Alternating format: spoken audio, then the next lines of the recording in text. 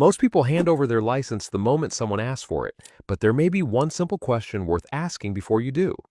If you've ever been stopped by someone in uniforms at a checkpoint, outside a government building, or even in a parking lot, your first instinct was probably to reach for your wallet. That is what most people do. It is what most people have always done.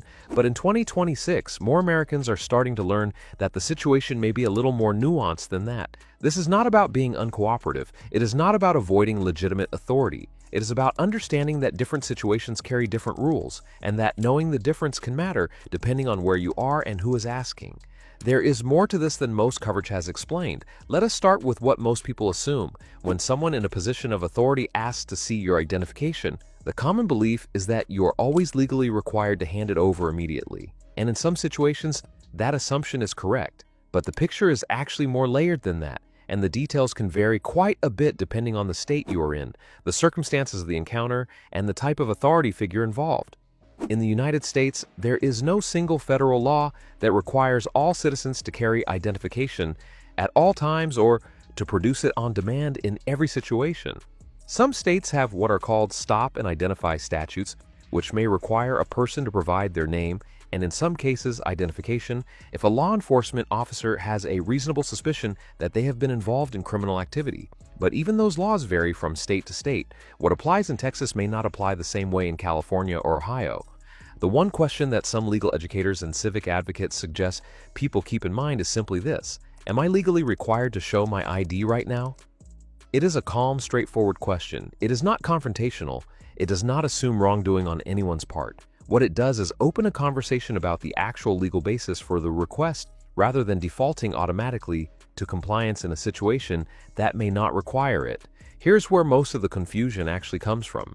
Many Americans encounter requests for identification in situations that feel official but may not carry the same legal weight as a police stop.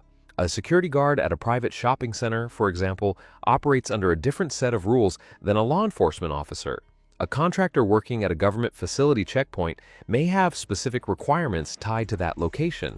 And even Transportation Security Administration, or TSA, checkpoints, while they do require ID for air travel, have their own specific guidelines about what forms of identification are acceptable and when. If you find these explanations helpful, you can subscribe to Law Brief USA for more content like this.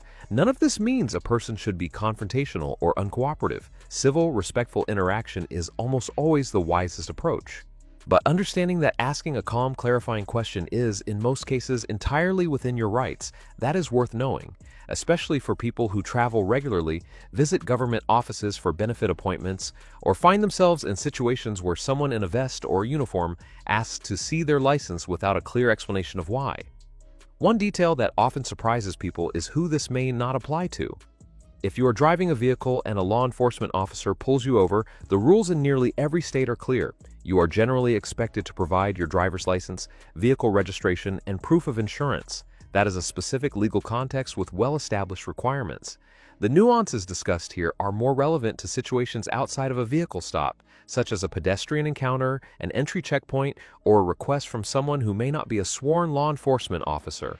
For older Americans navigating Medicare appointments, Social Security Administration, or SSA, offices, or Department of Motor Vehicles renewals, it is worth knowing that these government agencies each have their own identification requirements. In many cases, they will tell you upfront what you need to bring. When in doubt, a phone call ahead of time can save a wasted trip. All of this can vary significantly depending on individual circumstances. The laws in your particular state, the type of situation you are in, and even the policies of a specific facility or agency can all affect what applies in a given moment. This information reflects a general educational overview of how these situations are sometimes understood, not a legal opinion about any specific case or encounter. Policies can also change over time, and what was true in one year may be updated by the next. Checking directly with the relevant agency or speaking with a qualified attorney if you have a specific concern is always a good step when you need guidance that applies to your own situation. But there are a few things simply worth knowing. Practical awareness. One of those things is that the right to ask a clarifying question is not the same as refusing to cooperate. Most legal observers would note that a calm, respectful question, asked in good faith, rarely creates problems. What it can do is give you a moment to understand the context of the request before you respond. For people who are navigating the world with a little more caution these days, whether because of identity theft concerns, past experiences with confusing government interactions, or simply a desire to understand their rights, this kind of awareness can feel reassuring. Knowing that you are allowed to pause and ask a question, rather than feeling pressured to react immediately, is something many Americans find genuinely useful. It is also worth understanding that ID requirements at airports have evolved in recent years. The Department of Homeland Security, or DHS, has implemented the REAL ID Act, which sets federal standards for state-issued driver's licenses used for domestic air travel. If your state-issued ID does not meet those standards, you may be asked for an alternative form of identification at the airport.